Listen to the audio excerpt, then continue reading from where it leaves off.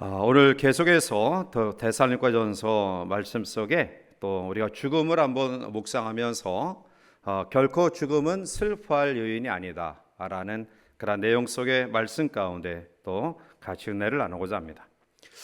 지난 몇 년 동안 이 코로나19 재난을 통해 전 세계적으로 약 700만 명 이상이 사망했습니다.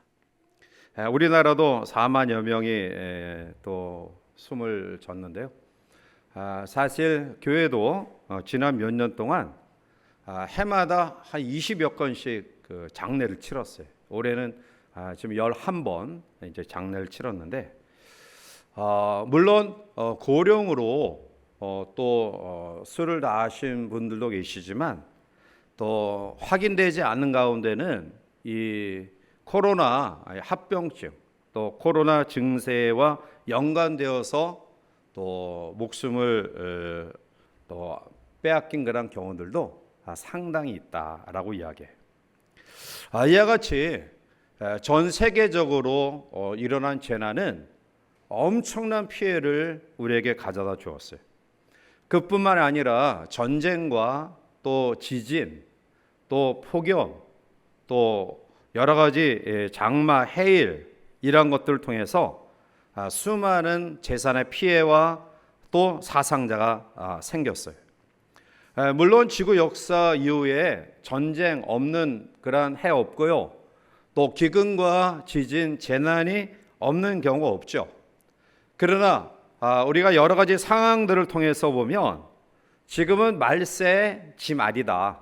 그러니까 세상 끝에 마지막이다라고 우리가 이야기할 수밖에 없는 이유는 이 전쟁의 횟수 또 재난의 횟수와 그 피해 규모가 엄청나다라는 거예요. 그래서 우리가 이제는 뭐 재난이 났다 또 지진이 났다 해서 뭐 몇천 명 죽었다 한 도시가 완전히 붕괴됐다 이런 부분들을 단순히 안타깝다라는 정도로 받아들이지 정말 그것을 우리의 마음속에 정말 안타까운 그런 마음으로 피부적으로 이러한 충격으로 받아들이는 경우들이 이제는 무뎌진 것 같아요.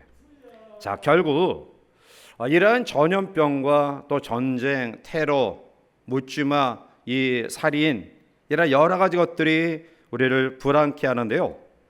이러한 가운데서 우리에게 힘이 되는 것이 있어요. 무엇이 우리의 삶에 힘이 될까요? 그것은 천국에 대한 소망이다라는 거예요. 죽음이 우리의 끝이 아니라 죽음 이후에 전개되어지는 하나님의 나라가 우리에게 소망이 되고 힘이 돼요. 저는 가끔 비행기를 탈 때 이 비행기가 떨어지면 어떡할까 이런 조바심 나는 마음을 가져요. 왜냐하면 비행기 사고는 거의 100%가 다 사망이기 때문에 그러죠. 자, 그러나 뭐 그것 때문에 두려워하지는 않아요. 왜냐하면 소망이 있기 때문에 그래요. 내가 죽으면 정말 보고 싶은 사람들을 천국 가서 보게 되니 얼마나 좋나. 진짜 보고 싶은 사람들이 너무너무 많아요. 또한 제가 천국에 가서 있고 그다음에 제 다음에 뒤따라올 식구들과 또 성도들을 맞이하면 된다고 생각하니까 뭐 죽음이 그렇게 불안하진 않아요. 결국 천국에 대한 소망이 이 땅의 현실을 이길 수 있는 신비한 힘과 능력이 돼요. 오늘 여러분들 가운데 많이 힘들고 또 어렵지만 그러나 그러한 가운데서도 천국의 소망으로 그 아픔을 이겨나가시기를 바랍니다. 세계적인 잡지인 엘의 편집장으로 있다가 갑자기 뇌졸중으로 쓰러져 전신마비가 된 장 도미니크 보비라는 사람이 유일하게 움직일 수 있는 이 왼쪽 눈꺼풀을 이용해 1997년에 잠수복과 나비라는 책을 썼어요. 이것이 2007년에 영화로 만들어져서 세계 국제영화제에 많은 상을 받았고요. 혹자는 2000년대의 최고의 작품의 하나로 이 잠수복과 나비라는 그러한 영화를 꼽고 있어요. 그 내용은 그가 전신마비가 되어서 왼쪽 눈만 겨우 움직일 수 있는 그 상황 가운데 이 왼쪽 눈꺼풀을 이제 깜빡거리면서 비서와 의사 전달을 통해 나온 책이 잠수복과 나비란 책이에요. 그는 이 책에서 그의 고통을 아주 피부적으로 이야기합니다. 그는 고백하기를 입에 고여 흘러 넘치는 침을 정상적으로 삼킬 수 있는 사람이라고 한다면 얼마나 행복할까. 어느 날 가까이 다가온 아들이 있었는데 아들의 머리도 쓰다듬어 줄 수 없고 또 포근히 감싸줄 수 없는 가운데 너무나 감정을 절제하지 못해서 눈물을 펑펑 쏟고 목에서 그르렁 그르렁 하는 소리를 아이가 오히려 놀란 표정을 짓고 멀리하는 모습을 보고 마음이 상했다라고 이야기해요. 그는 고난에 처하면서 매일 아침 일어나는 것이 행복인 줄 모르고 야, 지겨운 하루가 시작됐구나 툴툴거리면서 일어났던 그 많은 아침들을 회상하면서 하나님 앞에 죄스러움을 금할 길이 없었다라고 고백해요. 그러나 삶이 비록 전신마비가 되어서 잠수복, 여러분들 입어보지 않아서 아마 그 옥죄음을 경험하지 못하실 거예요. 해녀복 이런 거 있잖아요. 자, 그것이 얼마나 옥죄옵니까? 꼼짝 못하는.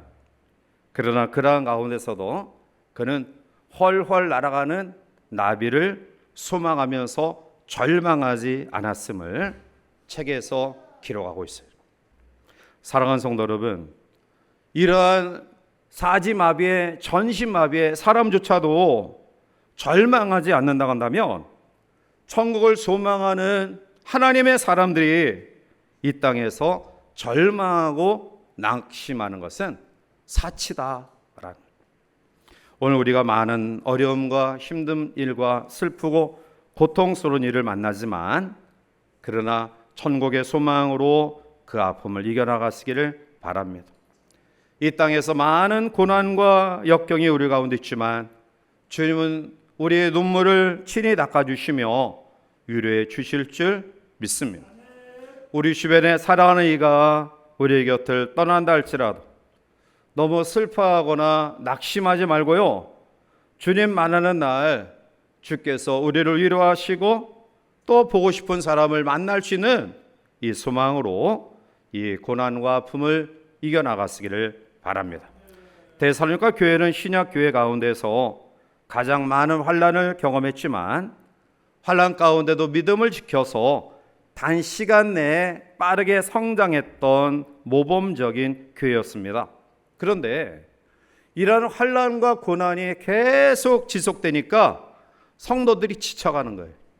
그래서 그들에게 위로가 필요했기 때문에 사도 바울은 그들의 신앙을 격려하고 영생의 소망을 확실히 하려고 보낸 편지가 데살로니가 전서예요. 특별히 오늘 본문의 말씀은 천국 소망을 격려하는 내용입니다. 즉 죽음 앞에 두려워하지 아니하고 슬퍼하지 않을 이유를 말씀하고 있습니다. 자, 그러면 우리를 가장 두려움에 빠지게 하는 죽음 앞에 두려워하지 아니하고 슬퍼하지 않을 이유가 뭘까요? 오늘 본문은 먼저 성도의 죽음은 자는 것이기 때문이다 라고 이야기해요. 자, 본문 13절 말씀을 함께 읽어보겠습니다.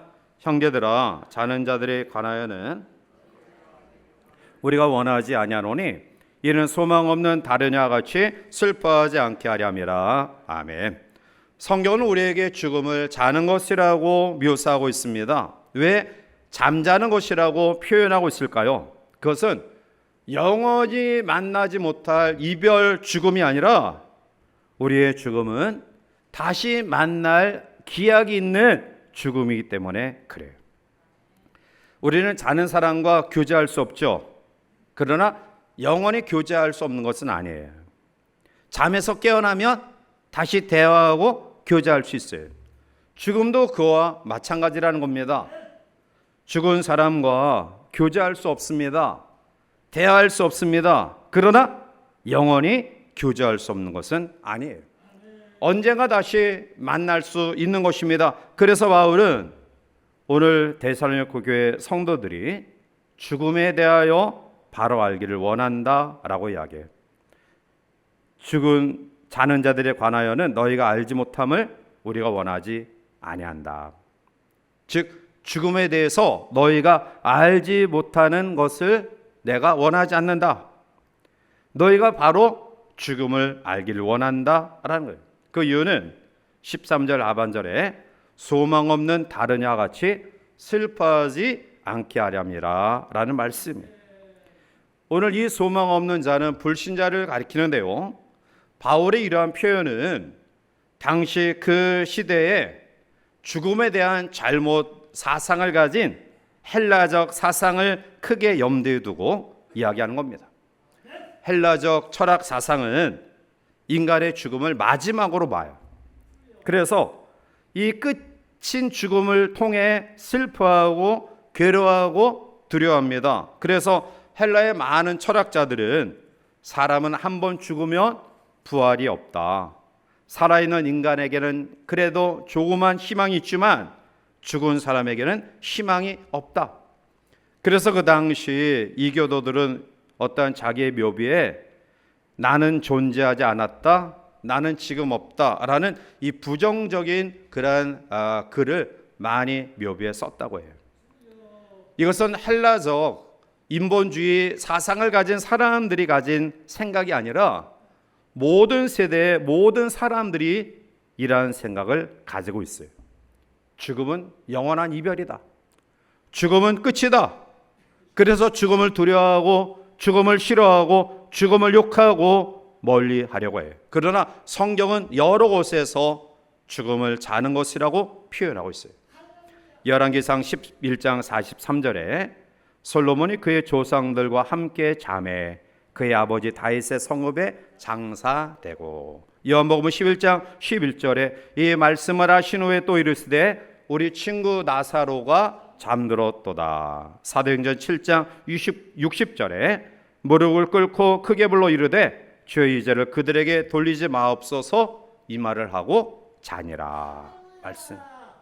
죽음을 자는 것으로 말하고 있어요. 그것은 계속해서 이야기 드리지만 죽음은 끝이 아니다.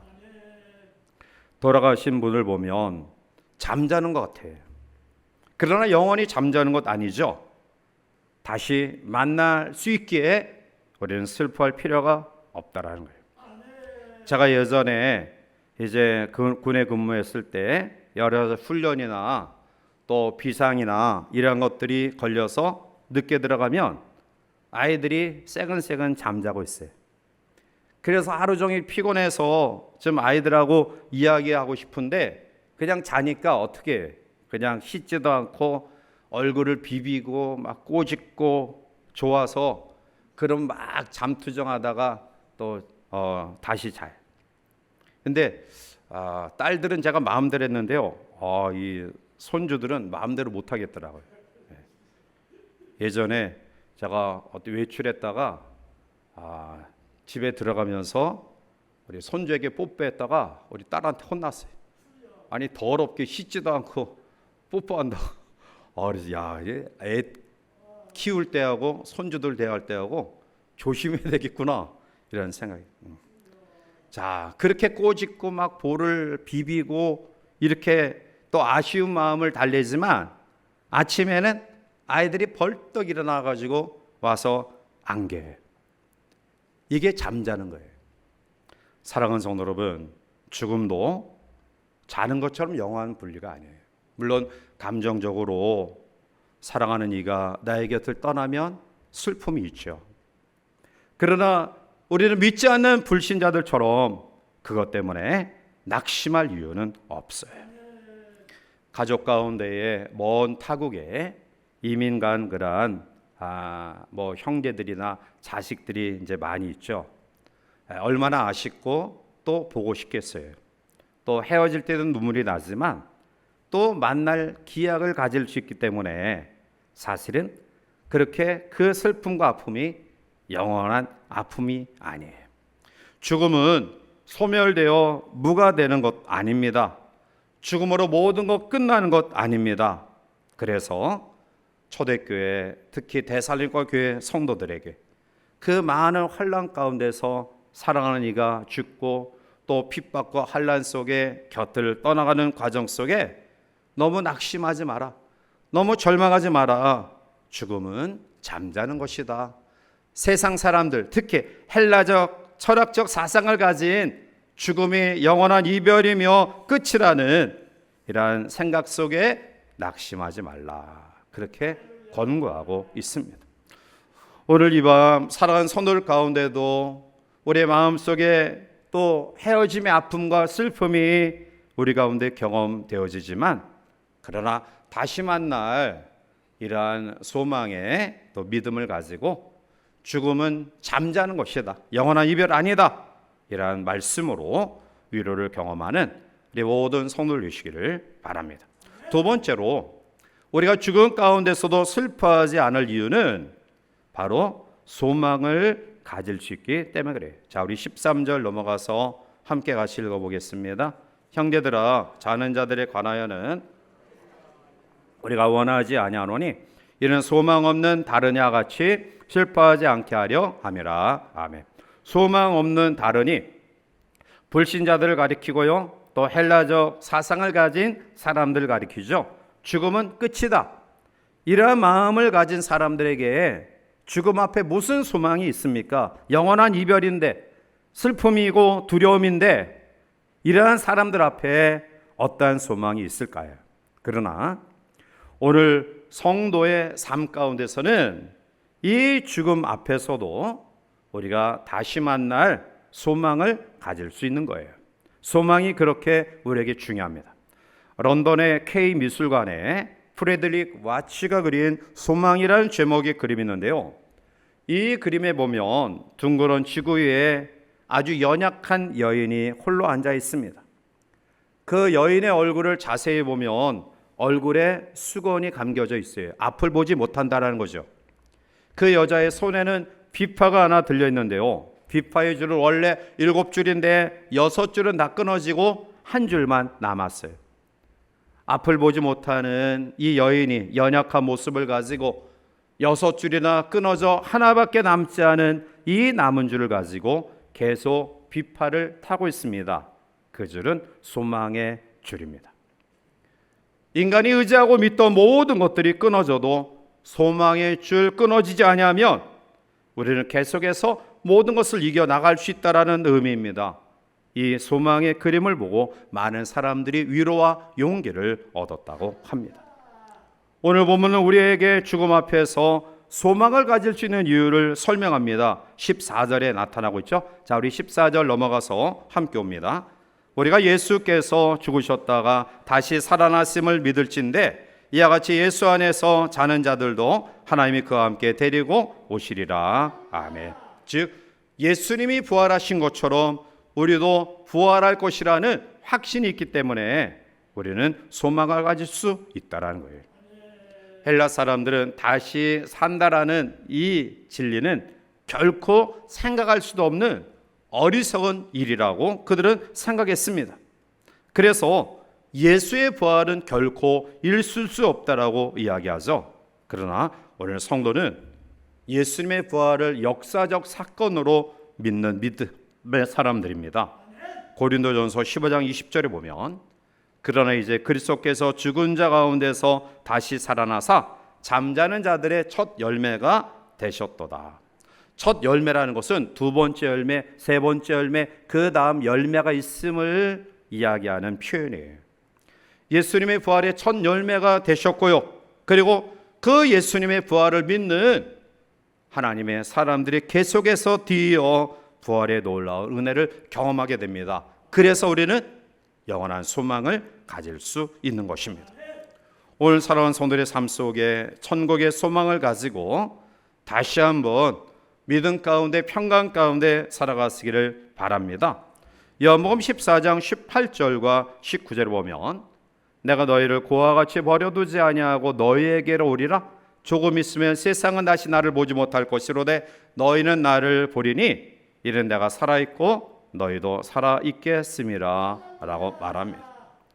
오늘 우리의 마음속에 성도의 죽음을 통하여 잠자는 것 같은 복된 상태에 들어가 이제 평화로운 가운데 다시 그 잠에서 깨어날 소망이 있음을 우리는 기억하시고요. 오늘 천국 소망을 가진 하나님의 사람들로서 우리의 삶을 복되게 살아가시기를 바랍니다.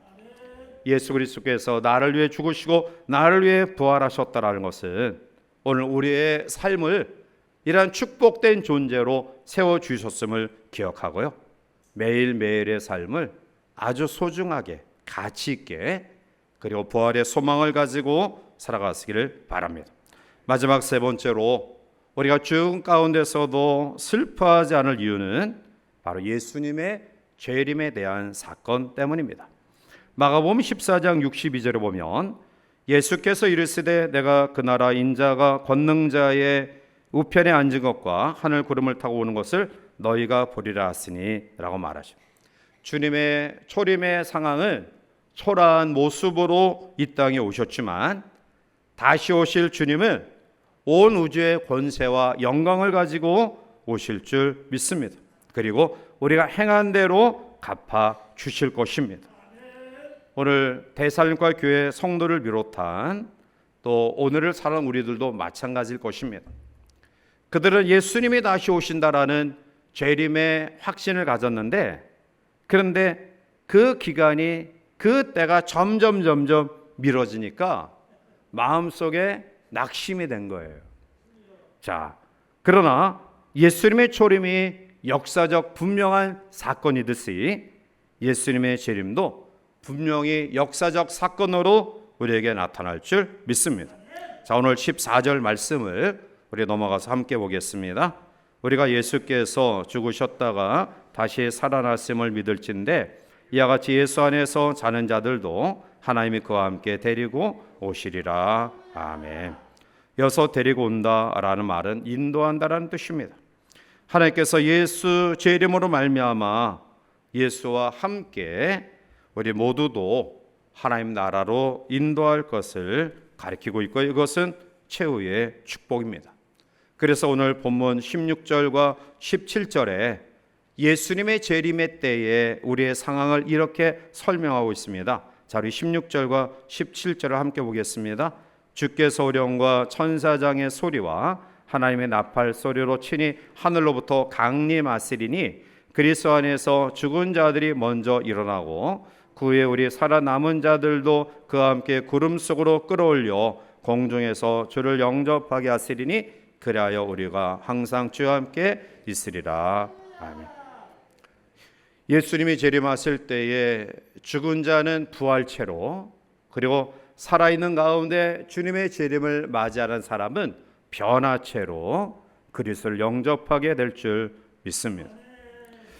오늘 우리는 하나님의 이 교훈의 말씀을 다시 한번 깊이 기억하고요. 예수님의 재림을 부끄러움이 없이 맞이할 만한 준비된 삶이 있어야 됩니다. 노아 용수 때처럼 경고의 메시지를 무시해서는 안 되고요. 신랑이 더디 온다라고 졸고 있어서는 안 됩니다. 지혜로운 다섯 처녀처럼 늘 깨어 있어야 될 줄 믿습니다.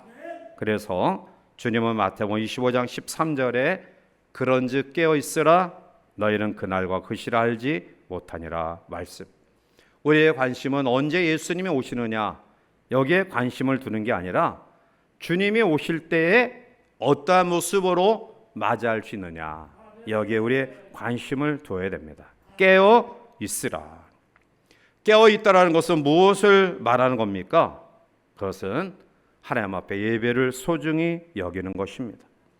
깨어 있다라는 것은 나의 직분을 잘 감당하는 것입니다.